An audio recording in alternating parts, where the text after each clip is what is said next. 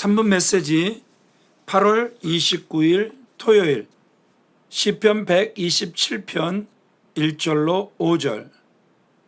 제목 가정을 세우는 지혜. 시편 127편은 누구나 알고 있는 지혜의 왕인 솔로몬의 시입니다. 그는 세상 사람들이 누리고 싶은 부귀영화를 다 누려보았던 왕입니다. 수백 명의 처첩을 거느리고 살았지만 그것으로 만족을 얻지 못했습니다. 그는 오랜 후에 참 지혜를 깨달았습니다. 즉 하나님을 떠나서 하는 일은 모두가 다 의미가 없고 헛되다는 것을 깨달았습니다. 더욱이 한 가정을 이루고 자녀를 낳아 양육하는 일이라고 하더라도 하나님을 떠나서 살면 모든 것은 다 헛된 일이라고 하였습니다. 인간이 아무리 노력하고 애쓴다고 할지라도 하나님께서 함께 하시지 않으면 아무것도 아니라는 결론에 다다른 것입니다. 사람들은 누구나 아름다운 가정을 세우기를 위해 수고하고 노력을 기울이지만 하나님께서 도우시지 않으시면 아무 소용이 없습니다. 가정의 중심이 사람이 아니라 하나님이시라는 말씀입니다. 인간이 쌓아올린 어떤 것도 여호와께서 지켜주시지 않으시면 파수꾼이 깨어서 밤을 새워 지킨다고 하여도 허사가 된다고 말씀하셨습니다. 이미 주님은 창세기 11장의 바벨탑 사건을 통해서 인간에게 경종을 주고 계십니다. 개인이든 공동체이든 간에 하나님을 믿고 의지하지 않는다면 인간의 노력은 물거품같이 되어 버린다고 하는 것입니다. 이러한 진리는 바로 솔로몬 왕 자신이 몸소 체험한 바이기도 합니다. 뿐만 아니라 너희가 일찍 일어나고 늦게 누우며 수고의 떡을 먹음이 헛되다고 하셨습니다.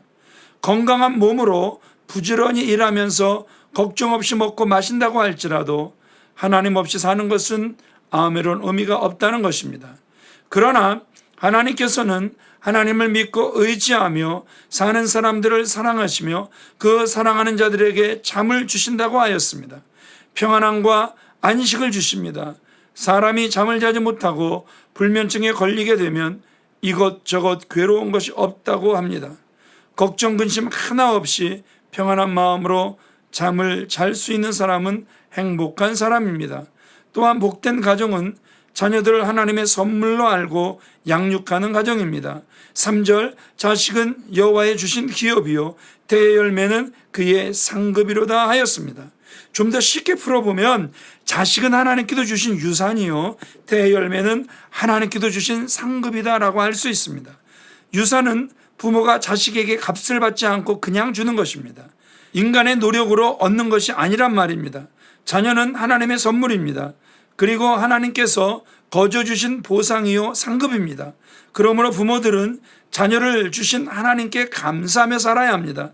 값을 매길 수가 없는 값진 보물입니다. 하나님께서 주신 선물이기 때문에 내 뜻에 따라 자녀를 키울 것이 아닙니다. 하나님의 뜻에 따라 키워야 합니다. 하나님께서 원하시는 자녀로 키워야 합니다. 내 힘과 노력만으로는 안 되기에 기도하면서 키워야 하는 것입니다.